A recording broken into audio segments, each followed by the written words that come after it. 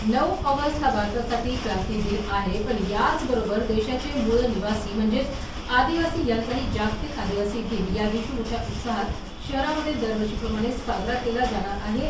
आदिवासी संस्कृती परंपरा जपत हा दिवस साजरा करण्यात येणार असल्याबाबतची माहिती पत्रकार परिषदेमार्फत देण्यात आली।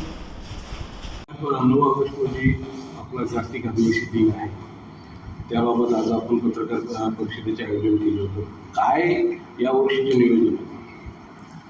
सालाबादेप्रमाणे ह्याही वर्षी 9 ऑगस्ट जागतिक आदिवासी दिन आम्ही छत्रपती संभाजीनगर शहरामध्ये क्रांती चौक येथून सुरुवात करणार आहे आणि हमखास मैदान या ठिकाणी कार्यक्रमाची सांगता होणार, असं कार्यक्रमाची रूपरेषा आहे। परंतु प्रत्येक वर्षी आम्ही 2022 पासून छत्रपती संभाजीनगर येथे जागतिक आदिवासी दिन चांगल्या आणि एकदम असं प्रशासनाला काही अडचण होऊ नये, त्याच्यानंतर आपल्या समाजाची कुठेतरी जनजागृती व्हावा या दृष्टिकोनातून आम्ही प्रत्येक वर्षी जनजागृती मेळावे घेतो।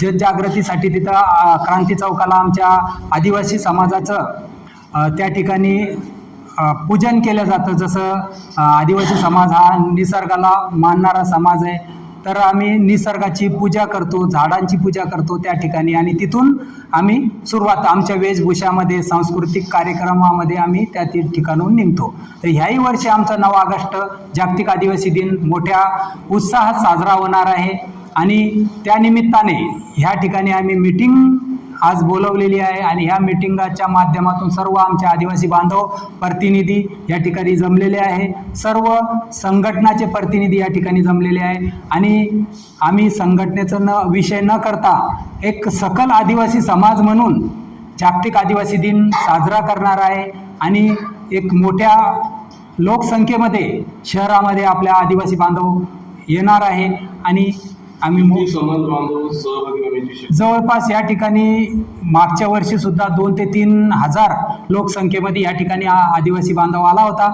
यावेळेस वाढून जवळपास 5000 लोकसंख्येमध्ये या ठिकाणी आदिवासी बांधव येणार आहे। उपस्थिती कोणाची लाभण्याची शक्यता? प्रमुख उपस्थिती म्हणजे आमचा आदिवासी समाजच मेन, त्याच्यात आम्ही कोणता नेता किंवा कोणी कार्यकर्ता बोलवणार नाही, सर्वच आम्ही आदिवासी बांधव या ठिकाणी जमून प्रमुख आम्हीच आहे आणि आम्हीच साजरा करणार आहे असं धरून चालू। पोलीस प्रशासनाशी काही बोलणं झालंय का परमिशनचं? सालाबादाप्रमाणे परमिशन तर आम्हाला प्रत्येक वर्षी मिळतच असतं। आम्ही त्यांना फक्त एक पत्र दिलं तर ते आम्हाला परमिशन देतात, कारण प्रत्येक वर्षी आमचा हा जागतिक आदिवासी दिन एकदम रीतशीर आणि प्रशासनाला पूर्ण मदत करून आम्ही जागतिक आदिवासी दिन साजरा करतो। तर आम्हाला कुठेही कोणत्याही कार्यक्रमामध्ये गालबोट लागलेला नाही। आम्हाला ह्याही वर्षी परमिशन मिळेल आणि प्रशासन आम्हाला ह्याही वर्षी मदत करेल। प्रत्येक वर्षी आदिवासी दिन मोठ्या उत्साहात साजरा होतो, पण आदिवासी समाज बांधव आजही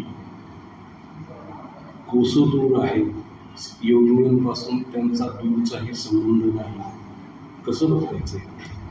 ह्यासाठी आम्ही आमचे जे कार्यकर्ते आहे, आदिवासी बांधव आहे, वेगवेगळ्या संघटना आहे, ह्या प्रत्येक वेळेस त्याच्या माध्यमातून ते लढत असतात, अन्याय अत्याचाराच्या विरोधात लढतात।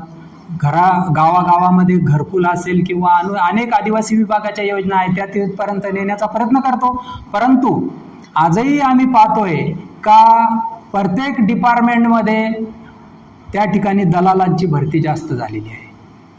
आदिवासी बांधवांच्या घरापर्यंत या योजना जात नाही आहे। मोठमोठे घोटाळे होत आहे आदिवासी विभागामध्ये, ते घोटाळे दाबून टाकले जात आहे। कोणी माहिती मागितली तर माहिती दिल्या जात नाही। आदिवासी समाजामध्ये जातीच्या प्रमाणपत्राचा मोठा प्रॉब्लेम आहे आणि काही ठिकाणी डुप्लिकेट जात प्रमाणपत्रावर दुसऱ्या समाजाचे लोक नोकरीला लागले। दुसऱ्या समाजाचे जे लोक नोकरीला लागलेले आहे, बऱ्याच आता त्यांच्यावर कारवाया सुद्धा होऊ लागल्या। आता बरेचसे त्यांचे उघडकीस प्रकरणं येऊ लागले, त्यांच्यावर गुन्हे दाखल होऊ लागले। तर हे गोष्टी लपणार नाही। आता सर्व आम्ही आदिवासी बांधव पेटून उठलेलो आहे आणि आता त्यांचे उखळ पांढरे आम्ही समाजासमोर आणत आहे। आदिवासी समाज हा मूळ प्रवाहापासून तर दूर आहेच आहे, पण शिक्षणापासूनही दूर आहे असं वाटतं? शिक्षणापासून सुद्धा दूर आहे। आताच आम्ही बघितलं एक विद्यापीठात सुद्धा आज आमच्या ठाकरे मॅडमवर एवढा मोठा अन्याय अत्याचार होत आहे, त्या ठिकाणी ते त्यांना सस्पेंड करण्यात आलं म्हणजे एक खूप लाजिरवाणी गोष्ट आहे. आज आपण पाहतोय हे आजही कोसो दूर समाज शिक्षणापासून आहे. मनवादी जातीवादी जे आहे ते आजही आदिवासी समाजाला मोठ्या मुख्य खुर्चीवर बसू देत नाही. एखादा जर मुख्य खुर्चीवर असला त्याचं कशा प्रकारे त्याचं कांड करावं, कशा प्रकारे त्याला शिक्षण त्याचं कसं त्याला रोखण्याचा प्रयत्न करावा, हे वरती मनवादी लोक बसलेले. समाजाला हेच आवाहन करतो का जागतिक आदिवासी दिनानिमित्त आपण सर्वांनी एका ठिकाणी जमावं आणि आपल्या समाजावर जो अन्याय उरला, अत्याचार होऊ लागला, यासाठी आपण सर्वांनी एकजूट होऊन लढलं पाहिजे. मनवादी सरकार जे आहे, मनवादी जे बसलेले आहे, त्यांना आपण खंबीरपणे त्यांचा विरोध केला.